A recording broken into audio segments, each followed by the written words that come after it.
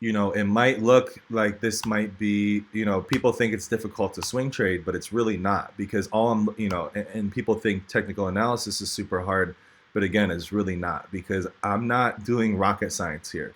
I'm literally just looking at a chart and noticing where the dips are and noticing where the resistance is, support, resistance. As a swing trader, that's all you're doing, charting the support, charting the resistance, and then anticipating a swing trade to the next resistance. And that's why the swing trade here at the 113, 114 to the 120 on Apple was very, very successful. And keep in mind too, the reason why we're doing something like Apple to swing trade is it's very stable, it's very safe. Okay, you're not gonna, what's the worst thing that can happen if you swing trade Apple? Okay, the worst thing that can happen is you hold it for 3 months and you make 5%, right? So Apple is something that doesn't necessarily go down in price very often, right? It's shown us a steady increase over the years, a steady climb, right? And even just based off our basic analysis, we can see it's coming up to now, test all-time highs, and potentially break through all-time highs.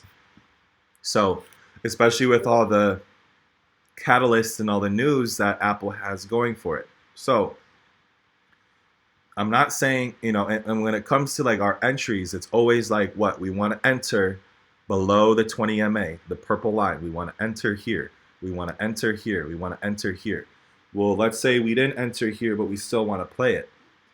I'm not saying you can't buy calls when it's above the MA, but you got to be very careful, because anytime we're above the MA, this purple line, too long, anytime we're too extended above the MA, we end up crashing back down. So, right here, this was very short-lived before it crashed. Here again, it was very short-lived before it crashed. These obviously ran a lot. This was with the share split hype. But going forward, I do see Apple now going to the 140, because we've broken the 120, the 125, the 137, the 140 is most likely going to be the next test. But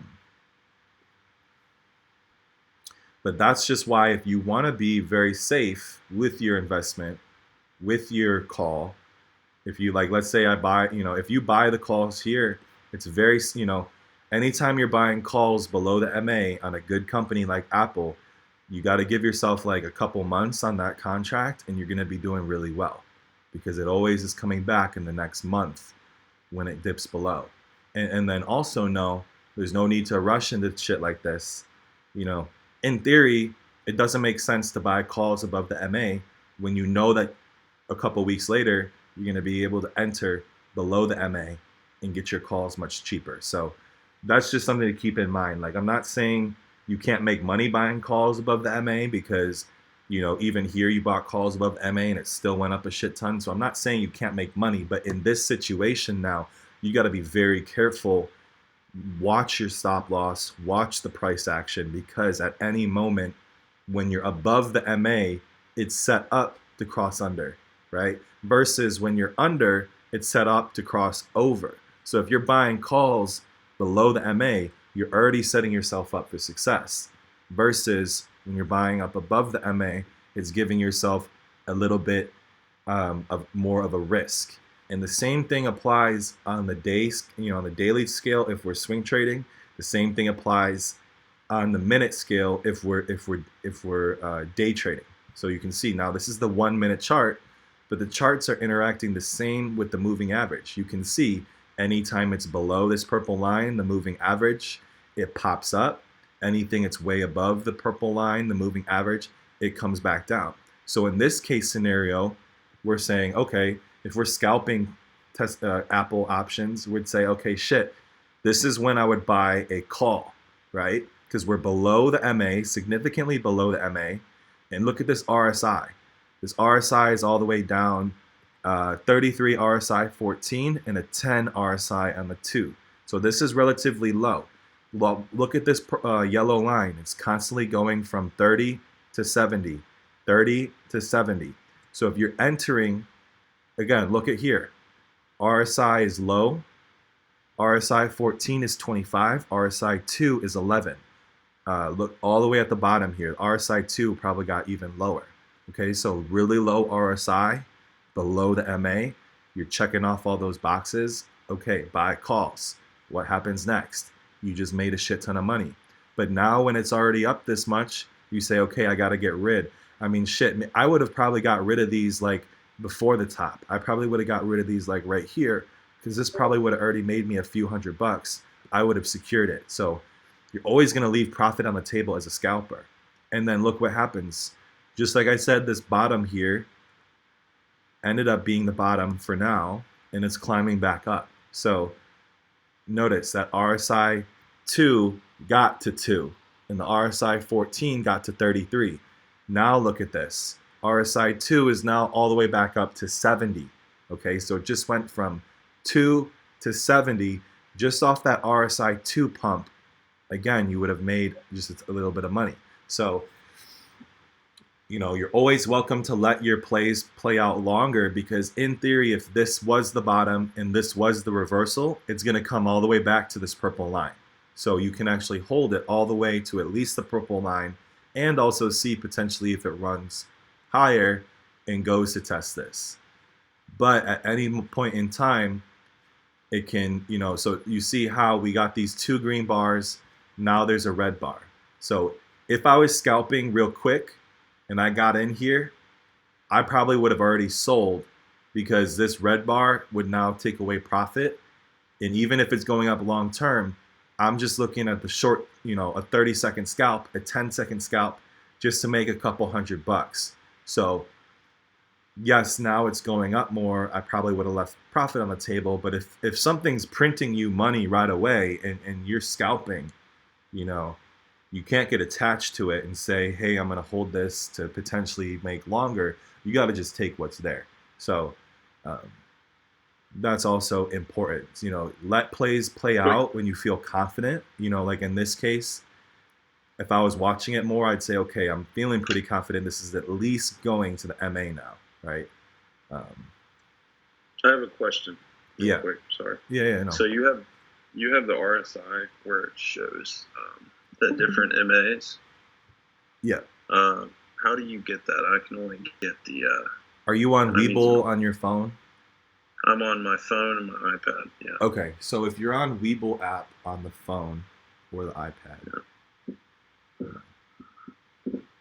Are you able to do it? If not, it's.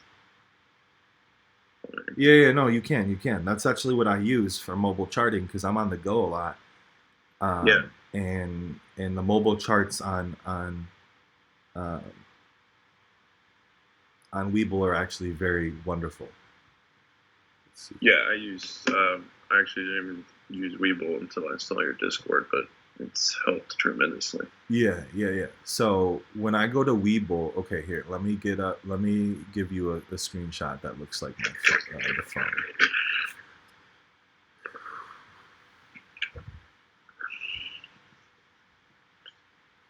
Because it only shows like the current RSI. Yeah. So okay, so you go to any company, any stock, you press that 4 square button. Yep.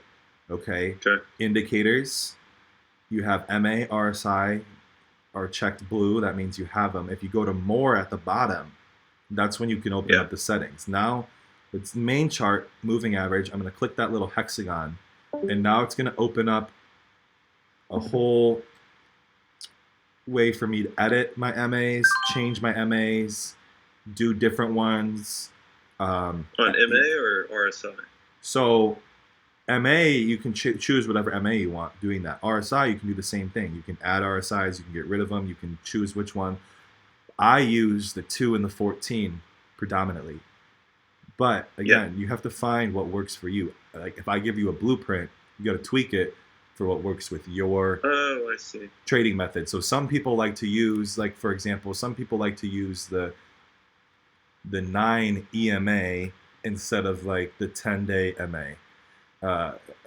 some people like to use What's the EMA. EMA is a little bit different than the MA because the EMA, here, let me get the actual definition for you. Thank you. Thank you don't do all that. So the exponential moving average versus the simple moving average. Think of like EMA as like a fancy version of the MA, but when I personally with the way I chart, the EMA is not helpful for me because the EMA is much higher. Okay, so the MA might be at 20, but the EMA might be at $20.75. So personally, I don't like the EMA because I'm waiting to get in below the 20 MA. So if I'm getting in below the 20 EMA, it's going to be higher than the 20 MA. So that's why but the EMA is good. Like if you're writing a call as soon and you're watching, so like what a lot of people do with the EMAs is, for example, if they're writing a call contract, they'll notice that the contract and the price might be riding with the 9 EMA, and then as soon as you get a break on the 9 EMA, meaning it goes under the 9 EMA, you exit the trade. So like there's certain like things people do with the EMAs and different shit like that, but it's really just a fancy version of the MA. I see how the MA would be more beneficial because you're basically seeing the worst possible scenario. Exactly. And you'd want to see that more. And 9 times out of 10, it ends up going below the MA. So I'm not even getting in as it touches. I'm waiting for it to go below. And if it doesn't go below, then I'm saying, hey, it's not an entry for me right now. Because I just, with the way that I trade now, because I've gotten burned so many times in the past and all the mistakes I've made, it's turned me into not only a good teacher, but it's turned me into someone who like doesn't do dumb shit anymore. Like I won't even let those, like sometimes I'll get FOMO thoughts, but I've gotten to the point where I'm very good at just eliminating them. And that's really what you got to get rid of is the emotion in trading. And that's why I try to start everybody with paper trading shares, paper trading options. Because in reality, paper trading shares, or not even paper trading shares, but just swing trading shares, day trading shares is much easier, in my opinion, than trading options. And in reality, it's less volatile. Exactly. And especially if you're swing trading something like Apple or day trading something like Apple, what's the worst that can happen? Like you lose 2%, whoop-de-doo. Like with Tesla, if you're wrong on an option play, you could be down 50% if you don't cut it fast enough. So, but with this stock, exactly, and that's also speaking of Tesla.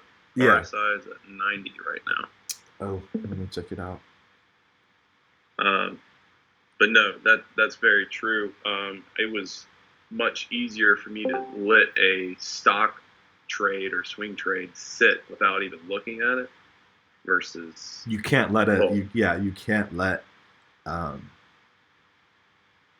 options you don't ever just want to sit not there. Look at exactly. You don't ever want to not look at anything, but you're less worried in a stock.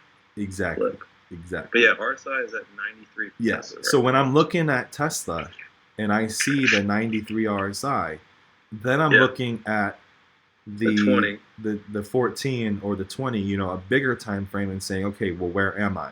On the RSI 14, we only got to 50 or so. So that's telling me that even though the RSI 2 is hot, RSI 14 has the potential to run more. And so what you might see is a cool off on the RSI 2, and then it runs again, pumping the RSI 14. However, there's a couple differences here. I'll actually go to the well, this is exactly what I was talking to you about. See how it just did a run after it tested its support multiple times? Mm-hmm. Yeah, I mean, it went all the way down to 30. Yeah, and it has a range between 20 points a day, from what I've seen. I don't watch just lately, especially. Yeah, I mean, a month ago, it wasn't doing this shit. Yeah.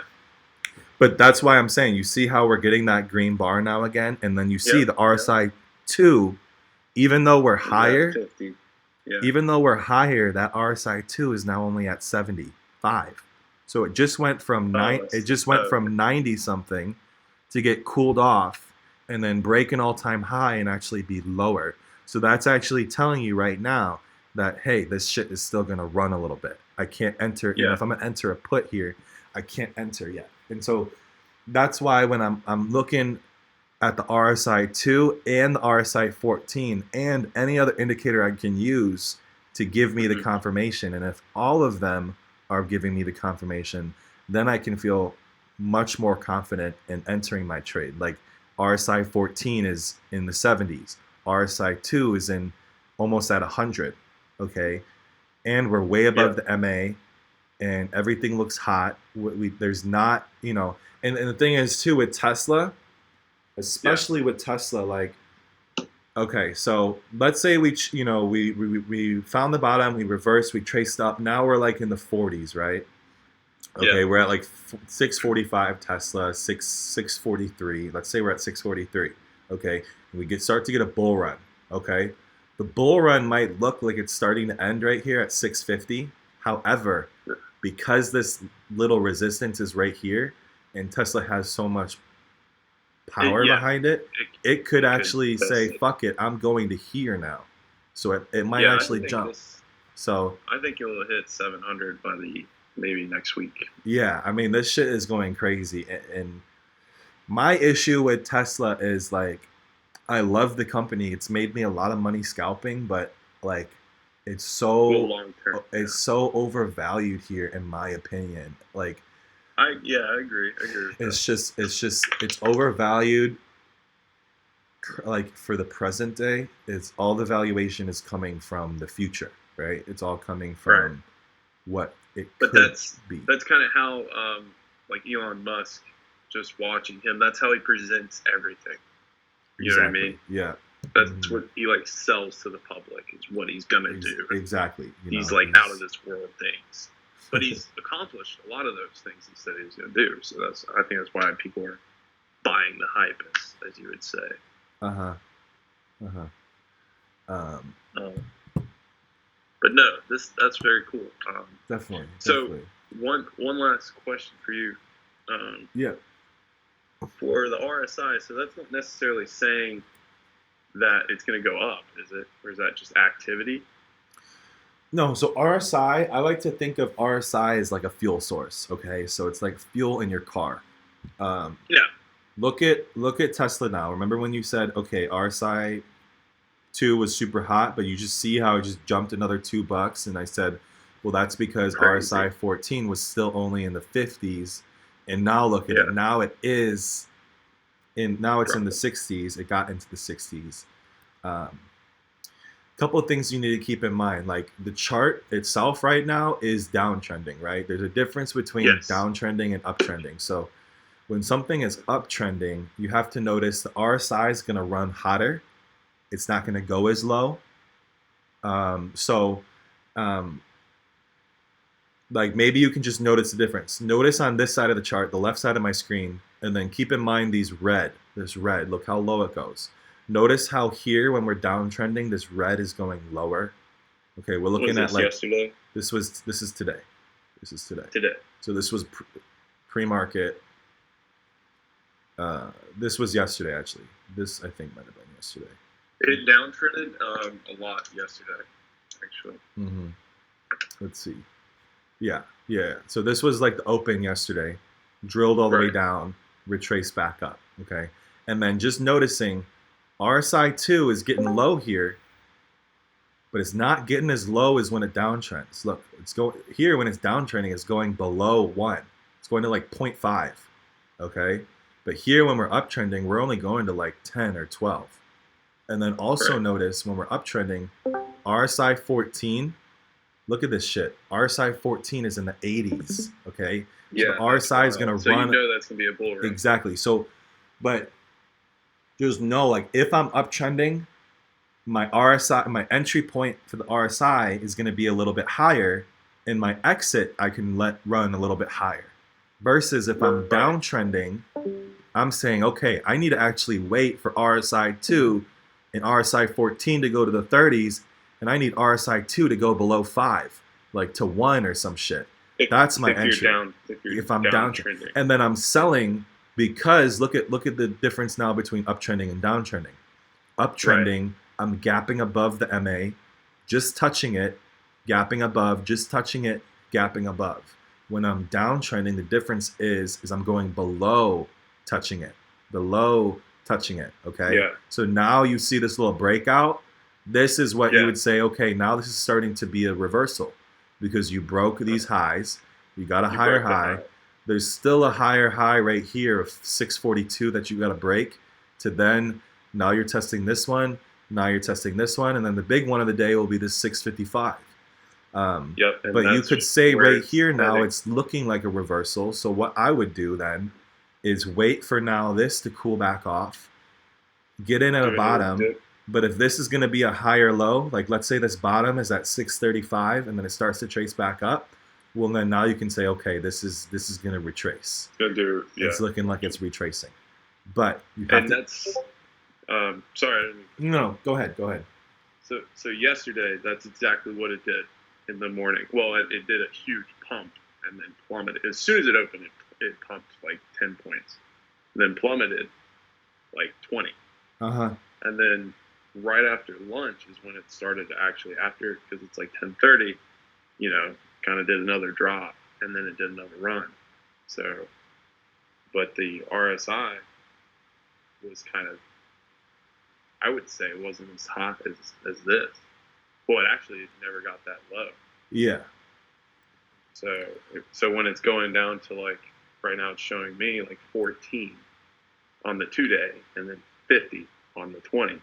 But still, you're basically betting another low, right? Yeah, I'm saying, okay, well, 50 is not low enough. So what's going to happen is 2 is going to pump so that 14 can get pulled back down. And then 14 is probably going to go to at least 39. So basically it's supporting. Exactly. And with the uptrend, like I said, the downtrend, our entries are like 30s, low 30s or below 30s on the 14, and then the 2 is like below 5.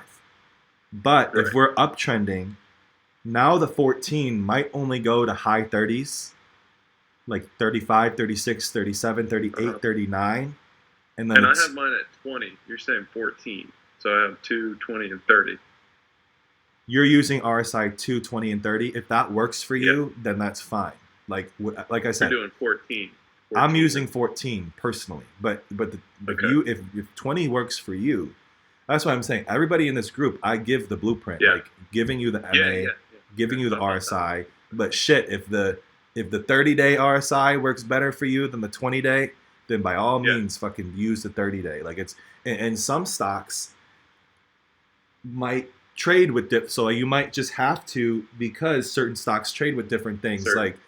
When I mentioned when things have a lot of hype, like let's see where they put this, basic training. This is crazy. When shit has a lot of hype, like Neo, it's gonna run with the 10 MA, this orange line. It's gonna run with the 10 MA until eventually it crashes to the 20. And you see this with anything that has a lot of hype, like Tesla, Bitcoin, Neo, all these EVs. Bitcoin ran with the 10 until it finally crashed to the 20. So getting in below that 20 is your entry. Like Bitcoin trades the same way, crypto. This, if you know how to trade, you know how to trade. It's universal. So these skills apply to everything, to Forex, to crypto, to whatever you're doing. You're getting it, you're using moving averages to give yourself an entry and then just flipping it, getting in at a low RSI and flipping it. So quick question. Yeah. So I guess, what would your recommendation be then in that case for Tesla if it's kind of close to like Neo, a hype stock? Would you want? Well, that's why I'm saying, like, even on the Tesla chart, if you switch to the daily Tesla chart, just on this bull run, it's only touched the 10 MA once. It's never gone to the 20 MA. Eventually, but look at the last bull run Tesla had. It did the same thing. It ran with the 10 until eventually it crashed below. and it actually touched the 50. That's where it went to. So on Tesla, I like to run the 20 and the 50 and the 10, the 10, the 20 and the 50 MA. Exactly. No, gotcha. I'm running on most of my charts. I'm running 10, 20, and 50. Those work good for me. Okay. I think then, the just general, because I just started an account, is 5, 10, and 20. Yeah, and you can, like I said, you can always edit them the way I showed you to edit them. And the chart right here is looking alike, similar to what I said. It's now, it's went to 40, broke through, but now has to cool off, and it needs to set a resistance and support here. I'm thinking it might go to like 35, and if you can get in an entry at like 635 and then it hits 50, oh man, and then it might go to and we're looking for like, or it's at least gonna go to like, it's gonna now test the 645 right here. So from here, you can easily say, okay, we're definitely going to go back here. We're definitely going here, back to the 40. Right. It's already doing that. We know this, okay? But it's definitely going to go here then, and then the next stop would be here, yes. So we want to see if it will test, and it has consistently tested over the past few days that high. Mm-hmm. But does it matter that the high was an after-hour high? It does, because after hours is manipulation for the most part. So yeah, right. Yes, an all-time high and after hours is not a real all-time high. Sweet. Okay. Yeah. I felt. Like it is. It might. I don't know if it's considered. Like I don't know if it gets considered in the statistics. Like if you look up the 52-week high, if it will say 679 or whatever. But yeah, if it's an after hours or pre-market thing, it's not. You need it to happen during market hours to say for sure, like with confidence, that's the high. And so I'm still just kind of watching because. Yeah, no, you should.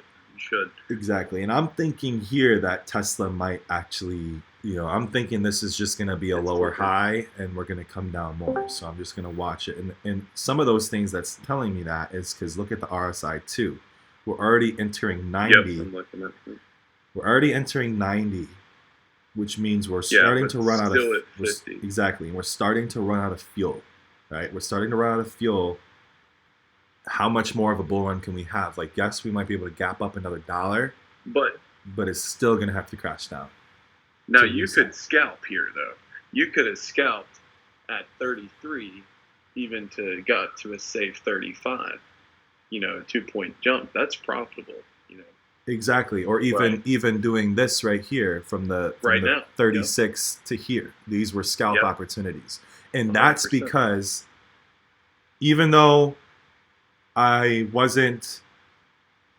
saying, hey, we need to wait, like, because look right here. RSI 2 got to 3, RSI 14 got to 45. So I was saying, hey, let's not like I said, uptrending RSI 14 stays hotter, like 38, 39, 40. But 45 was a little bit high in my opinion still, so I wasn't super confident. But it's trying to break 40 right now. Yeah, but you can play the RSI 2 bounce. Okay, so you can play an RSI 2 bounce if you want, but it's got to be very, very quick. So in this case, RSI 2 just went from 3 to 90. So you could have played that quick bounce for those, 4 points. So for 3 points or whatever. So. I'm making a little bit of money now that it's going back. That's what I was doing yesterday at the end. I actually made a good run, took my profits, right? Yeah. And then once I felt safe with my profits, I was buying in the money, but only scalping between the contract price of about 60 cents a contract, but buying 10 contracts and selling. Exactly. That's what I would do. Sometimes I'd do like on a smaller cap EVs like Lee and Xpeng, I was doing like 30 contracts and I was just going for like 10 cents. And that's all you need though. Exactly. Those are huge profits. Exactly. And those are profits that you can make in just these small moves. From safe. Exactly. And for the most part, yeah. especially, part, yeah. you know, especially if you're saying I'm getting in, I'm getting out within like five, you know, the time on frame on this trade, because I know I'm just flipping the RSI 2.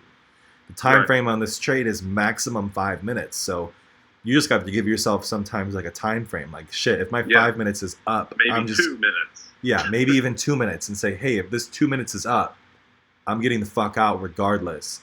If I'm only up $10 or if I'm down 10%, I just got to get out then, you know? So it's like, because especially with the RSI 2, our shit is supposed to print right away, right? Like especially if we're scalping the RSI 2 with our entry, it should be making us money as soon as we enter. So if it's not making you money as soon as you enter, then you're already given a red flag like, hey, my entry wasn't the best. Now I just got to focus on potentially either, you know, continue to watch, you know, maybe see your mistake. Like say, hey, I kind of jumped the gun.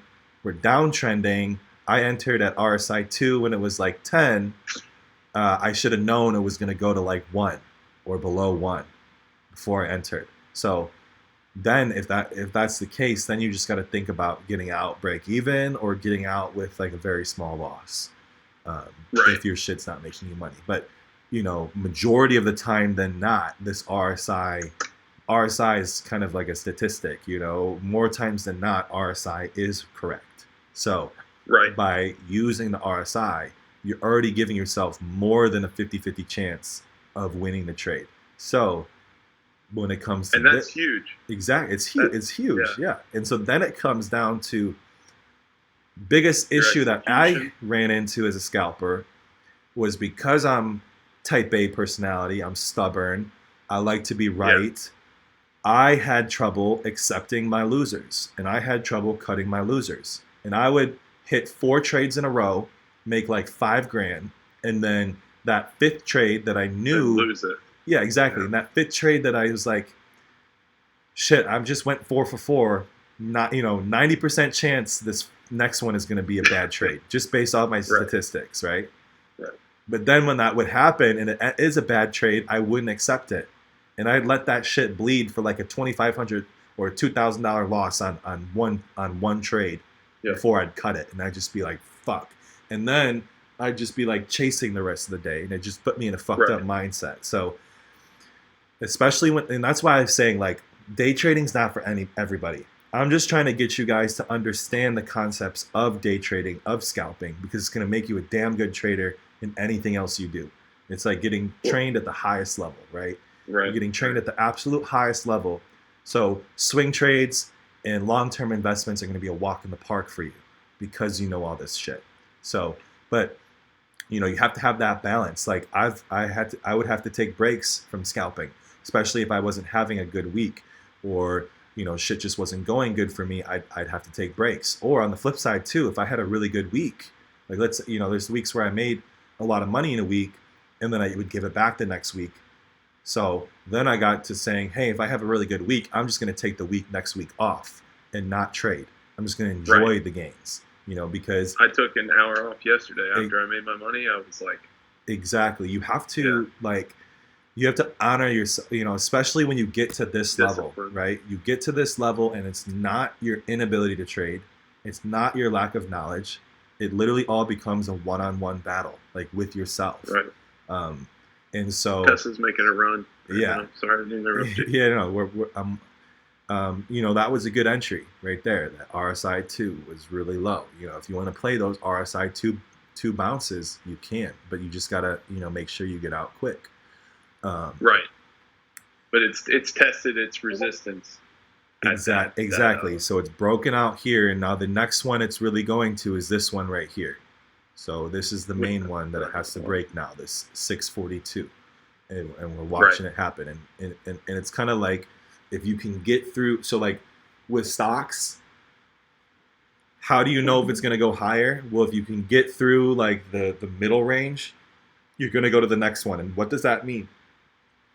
If I can break through 645, I'm going to go to 650, most likely.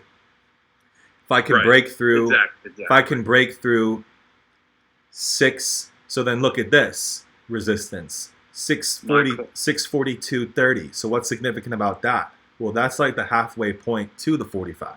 So Holy jeez. if I can break through the halfway point to the 45, that's giving me saying, okay, I'm going to the 45. And now if I'm going to exactly, it's running. So, and then now, okay, well, this is telling me I'm definitely going here now. This is the next resistance. Right. 45. So that RSI too is like, don't get out yet. Is that what you're saying? Yeah. So let me look at the. So, well, this is the thing. So if you're in this trade, like let's say we entered this trade here, okay? You're looking to take profit at the next resistance. So here you can see it got some rejection. You could have potentially got out here. Like I might have gotten out here because I started to see that it started to trade sideways. A little bit sketchy. Yeah. This is like a borderline bull flag. Maybe if I was looking at a better software, it'd look better, but little sideways trading broke out.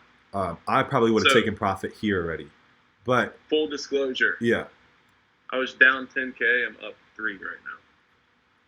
Good shit. Today? Yep. Okay. Did you just hit a scalp just now? I didn't. I okay. Sold my Robinhood, which is up too. Oh, for sure. But I do not like trading with Robinhood. That's a backup. No. That's why my Robinhood is almost completely. I only got 300 left in this Robinhood. Everything is going to Webull and TD for me. Right. I use Robinhood though to teach people, so I might always keep a little bit in here because the beginners it's really helpful. But after that, 3 points. After that.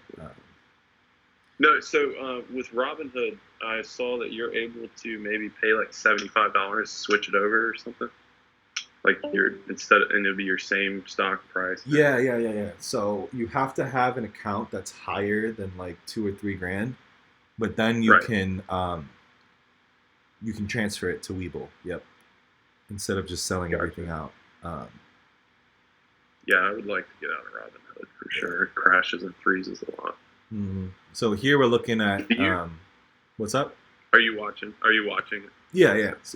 So just like we had anticipated, Tesla always, like we said, it finds a bottom and drills up. So just by looking at the chart, once I saw this and then I saw this, hang on, I didn't not look at this. Sorry. No, for sure. Once I saw the bottom, then get reversed with this break of the MA in this run, and then this lower high or this higher low, and then higher high. Right. We can say here we have broken out of the downtrend. Okay. Right. You can feel confident here now, just waiting for an entry. So now I'm waiting for another entry or a run. Are you thinking it's testing its support right now? It's testing its support now. Trying to create a higher low above this 636, which is already forming at 638. Yep. Okay.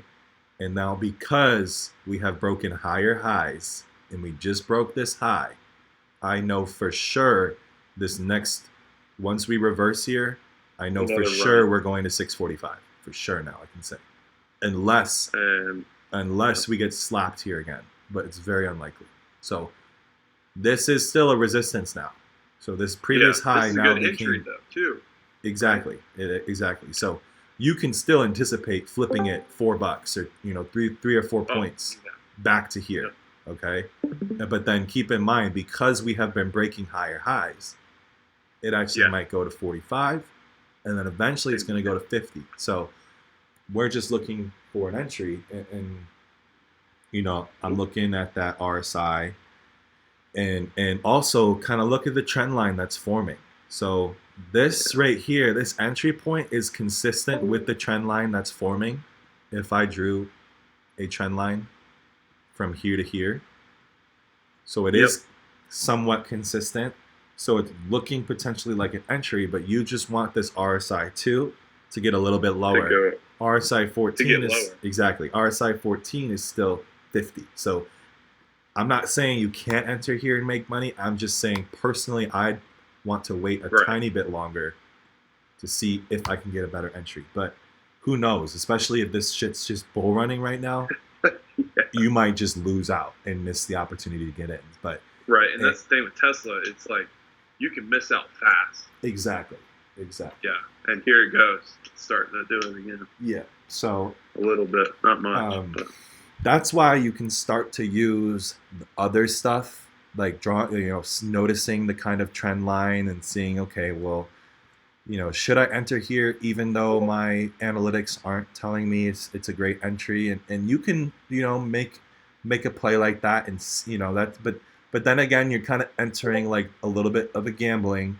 You're starting to gamble a little bit because you're not waiting for the entries on RSI, which change. When you're using proper technical analysis and you're trading options, it goes from gambling to more calculated risk taking, right? It's not necessarily gambling. But then if we're not really using the RSIs and we're just saying, shit, I do think it's just going to run here, then we're just saying, fuck it, I'm entering. But you can kind of see now we are getting that red bar.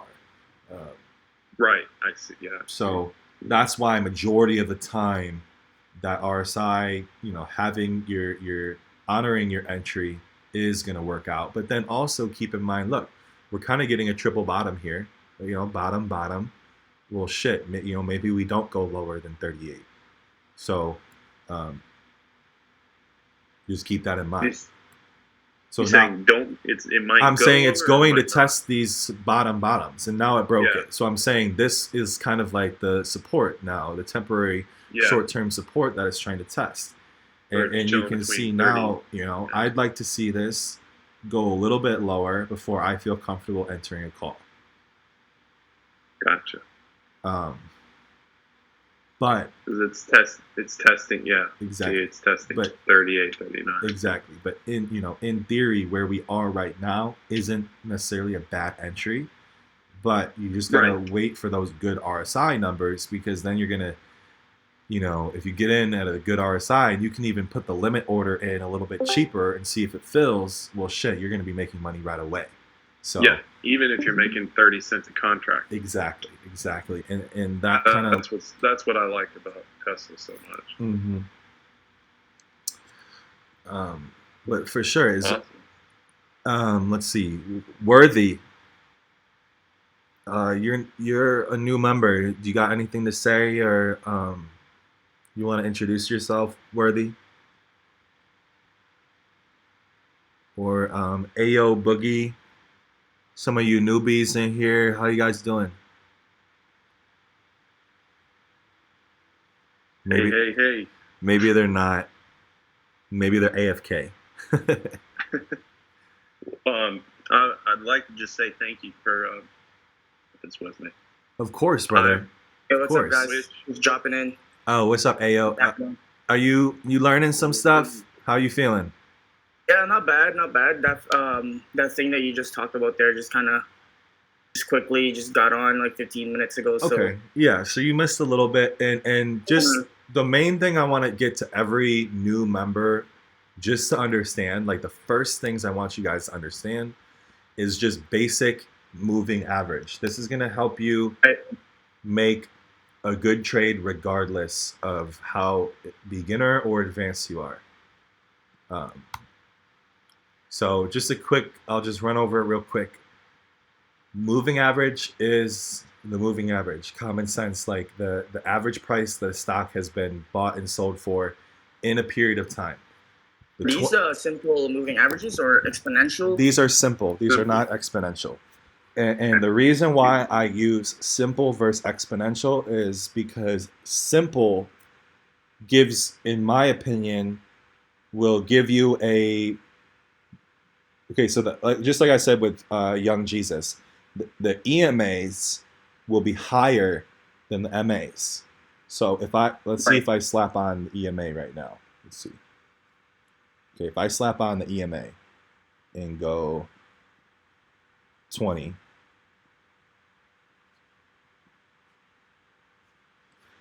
I mean, sometimes it's higher, sometimes it's lower. In reality, I'm looking, okay, here's the purple line, here's the 20 EMA, okay? These are the same, this is the 20 EMA, simple, this is the exponential. It's really not that much different, okay? So it really, in my opinion, it's not really a make or break which one you use personally. It's more preference, right? What works for you. Mm. But what I would recommend is that you slap on like a 50 MA or a longer term MA, because then you can set up what's called golden crosses, which I'll get to in a little bit. I've seen the Golden Cross on one of your videos. Okay, yeah. So the golden cross is just any time a short-term moving average crosses with a long-term uh, moving average. And so with Apple, you can see kind of like right here, they both, it went from below the 50 and below the 20 to then cross both of them, and that's kind of like the bull run that you just saw. It's not going to be always, but Tesla is another perfect example of that golden cross right here. And this right here is like a textbook golden cross. You have a golden cross on Tesla with the 50 and the 20 crossing right here, and then look what just happened. So these technical analysis things, you got to take with a grain of salt. It's not going to be 100% right. It's just going to be right majority of the time, then wrong. Okay, so again, 20-day moving average. When I'm using the 20 MA and I click daily chart, now I'm using the 20-day moving average. If I go to the 4-hour chart, now I'm looking at the 24-hour, like 20, like each, it's like in a unit of 20, but each of them are now it's the 4-hour. It's the 20 MA on the 4-hour chart. This is the 20 MA on the daily chart. So you could say this is the 20-day moving average. When I go to the 1-minute chart, this is the 20-minute moving average. Does that make sense? Yeah. So that's the difference when you go from day trading on the minutes or the 5 minutes or the hourly charts that you're looking at for swing trades or day trades. You're looking at a shorter time frame. On my longer swing trades, my long-term positions, long-term holds, stocks, I'm just waiting to either get in on a 50 MA touch. So you can see here, Tesla 50 MA touch, doing really good. Even the 20, you're doing real good. Look, anytime below you enter, you made money. Anytime below you enter, you made money. So this is just basic shit that you got to do every single stock you look at. And if you want to be safe and have a good position long term or swing trade, you just wait. So right now, I'd say no, do not buy Tesla. If you like Tesla, just wait. I mean, look at the MA. It's getting dragged up. This MA is a moving average. It's always moved. So as the shares are being bought much higher above the MA, 650, but this is 530, it's going to drag this up. So by the time it crashes back down to it, exactly, it might, by the time Tesla crashes with the 20 MA, the 20 MA might be all the way up to close to 600.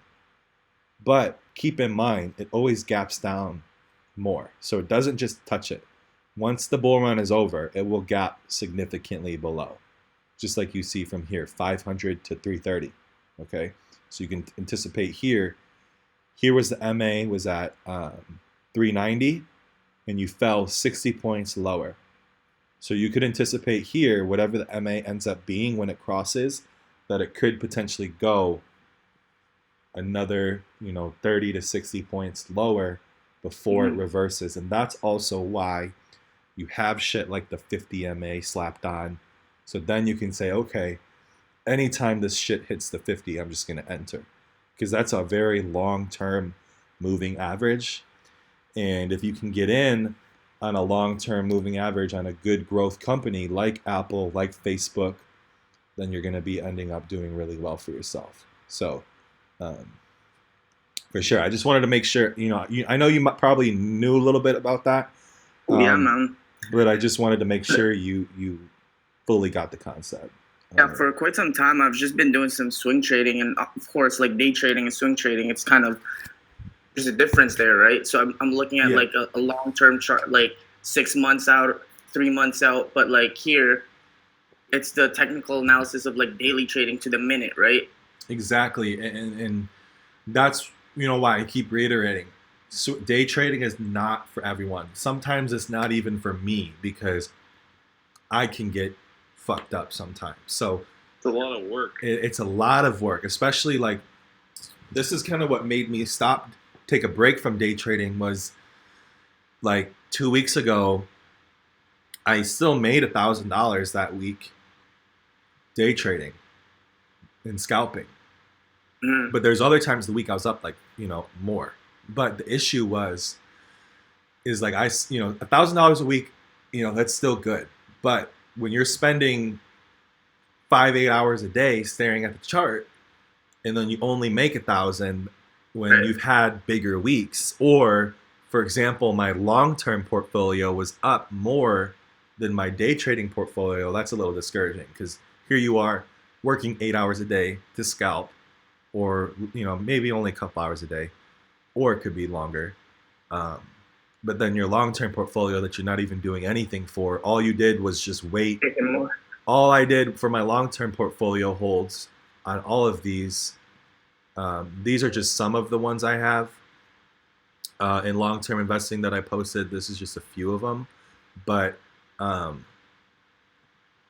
all I did for this shit on these long-term holds, like for example, we'll go to one of my favorite companies I own is Disney, because of how much growth I potentially see that Disney can have. All I did, guys, was what did I get in at Disney at? 123. So if we go to when Disney was 123, this is when I bought in right here. We were below the moving average. I saw it got shoved down, started to reverse a little bit, and I bought at 123.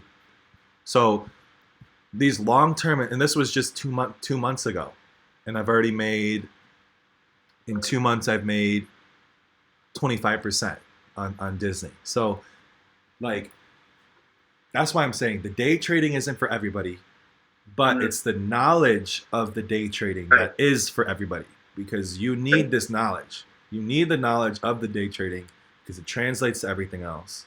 It's going to make you an elite level trader.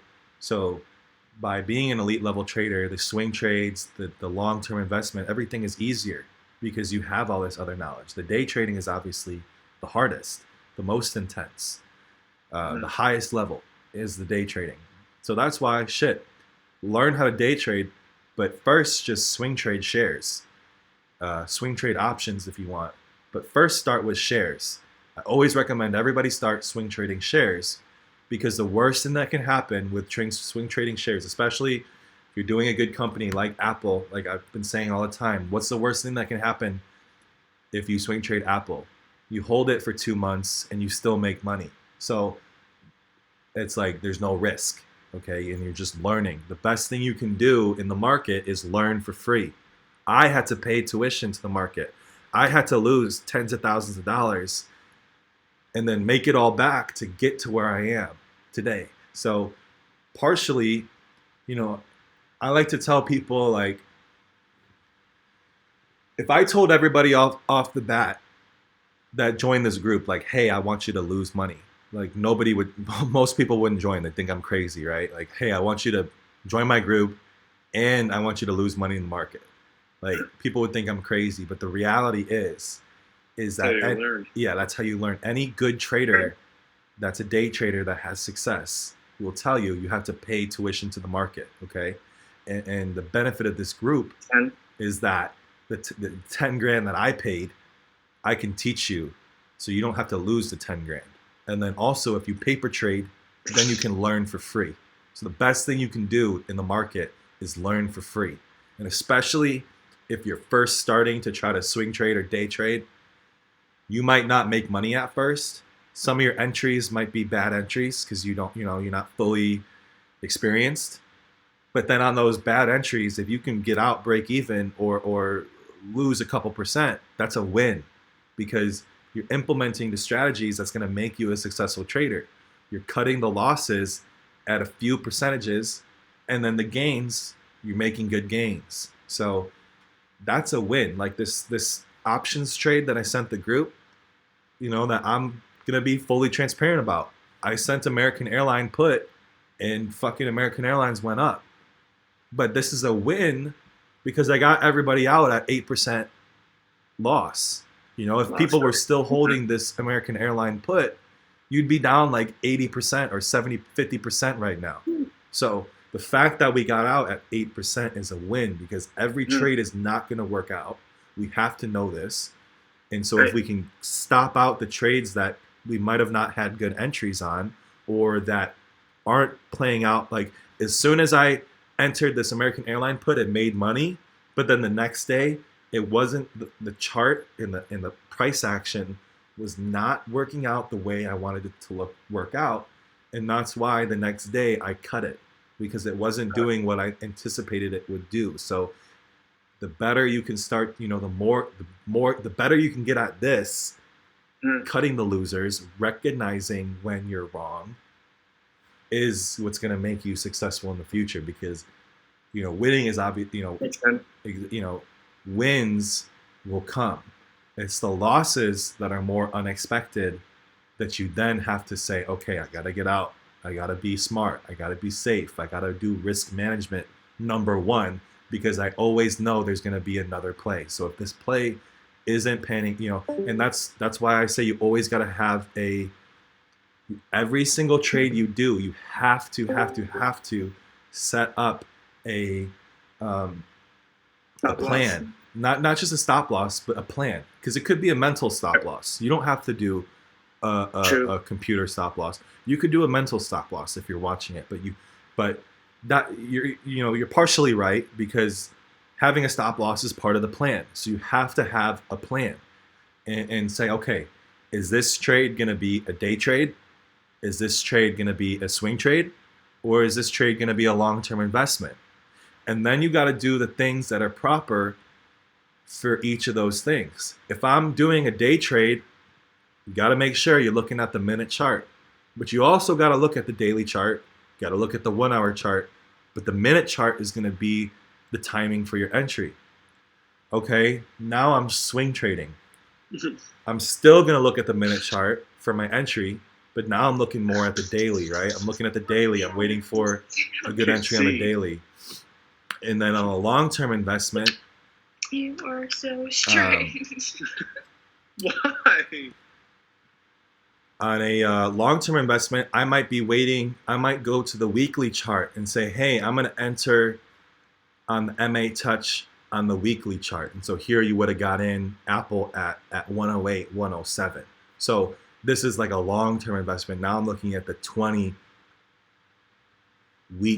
moving average, right? Because I'm looking at the weekly chart. And when I go to the monthly, now I'm looking at the 20-month moving average. And you know, when it comes to trading, stocks almost will never, ever come to their 20-month moving average, except in like coronavirus crashes, right? That's what happened here, or big crashes. So if you're ever able to get into Apple below the 20-month moving average, you should hold those shares for the rest of your life, because you just had a fucking amazing entry long term.